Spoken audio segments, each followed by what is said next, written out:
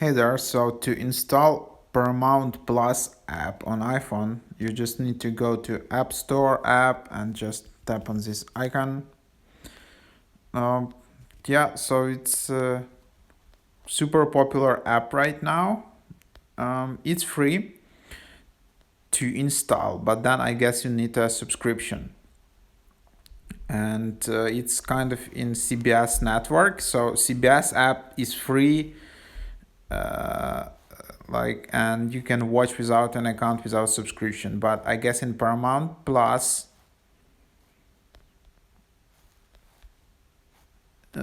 you might need an account. So there you have it. That's the app, and I guess it's only available in United States.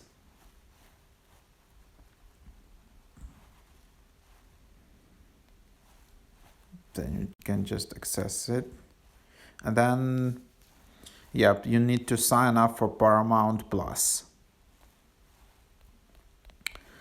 So that's how it works. You have 1 week free, and then plans start and at $5.99 per month.